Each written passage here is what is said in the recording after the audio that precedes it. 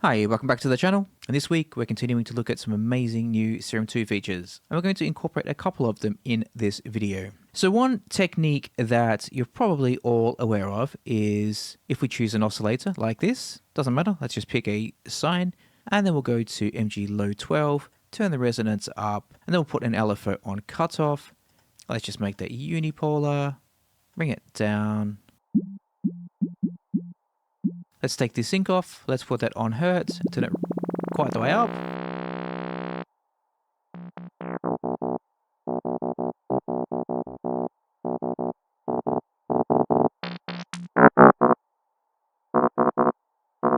We can get like a FM kind of lead. Basically like this. So not really anything new there. The problem with that though, the way to do this is to ensure that it's in tune, we need to set the rate applicable to the frequency. I'm not going to go into depth here because that's not the focus of the video, but every note has obviously a frequency, and if you tune that rate to that frequency, then you ensure that the modulation and the output is in tune with the track. Now obviously that's a bit of a pain because then if you change notes or if you have more than one note in the pattern, then obviously instantly you're out of tune. And then you can't move the patches from one project to another because once again you're out of tune. So enter audio rate modulation. And for that, I'm just going to turn off oscillator A for now. Let's go to oscillator B, and we're going to drag the oscillator over to the cutoff. Let's ensure that this is off, remove all modulation.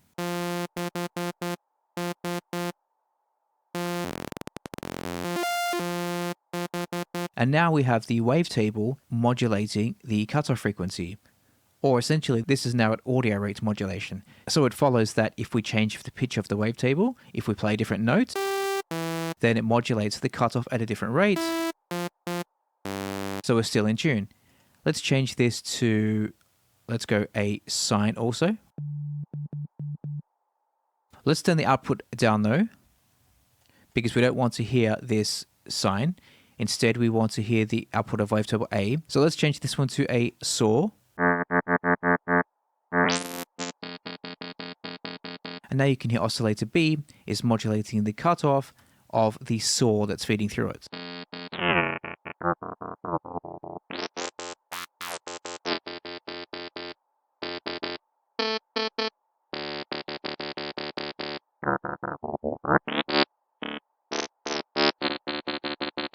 Let's turn the random down. Also on the second one. But now if we go look at our new filters, let's go down to S2 filters, we have one called MG Dirty. And if we turn the resonance all the way up, we get some awesome self-oscillation. The problem, however, is we only want to hear the filter. We don't want to hear the wavetable. So what I'm going to do, let's go to the sine, click on edit, and I'm going to turn the output of this down. So now oscillator A is still active, it still has the volume up, however there's no output from that wavetable. Also note that oscillator B is down, so the only output we should now be hearing is the self-oscillation from filter 1.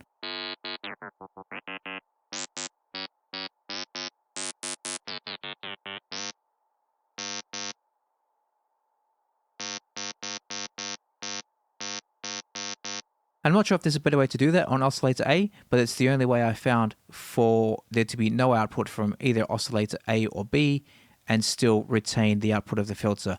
Because if I turn level 1 down, you will hear that the output immediately disappears. So I'm pressing a key, you can see the filter move, but it disables the output. So you need to have this up,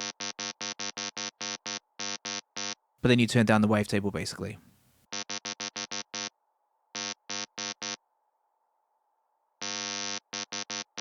Let's maybe turn down the octave. Now we're getting somewhere.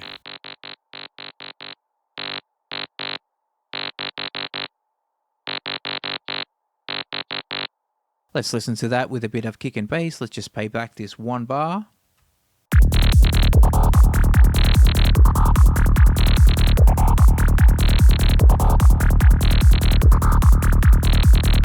So that's sounding quite good. Let's see what else we can do with the modulation of the filter though. Let's try for the warp modes. So we have, let's go with bend plus.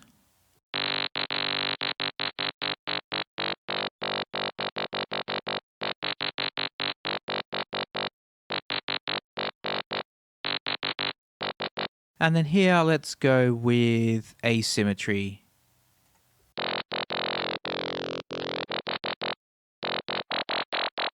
Asymmetry minus, I think that combination works quite well.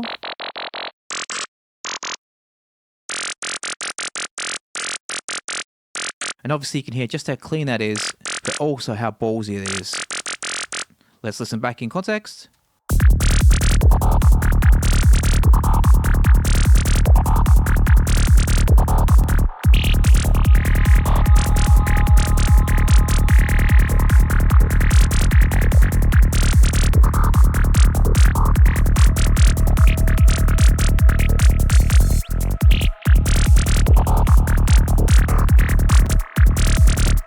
Let's maybe on the bend plus, let's do modulation source. We can go good old notes on random mod source and then notes on random 2. Let's turn them down.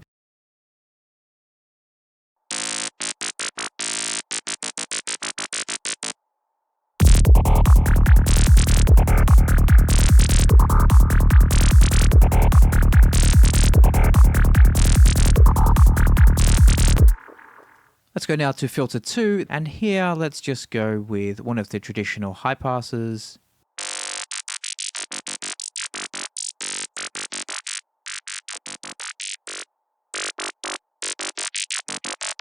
And here let's send LFO1 to the cutoff.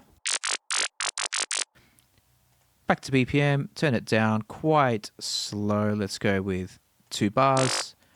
And here we'll go with Chaos Lawrence.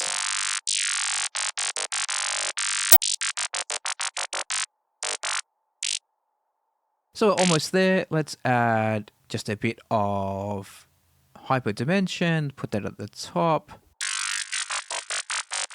Not much. Delay 1/8 dotted, of course. Link. Bit of reverb.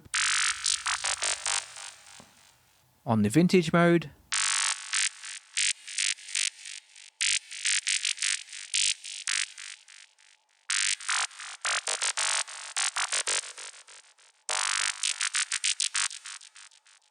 And now let's listen back in context. Let's do a full, I think that's 8 bars.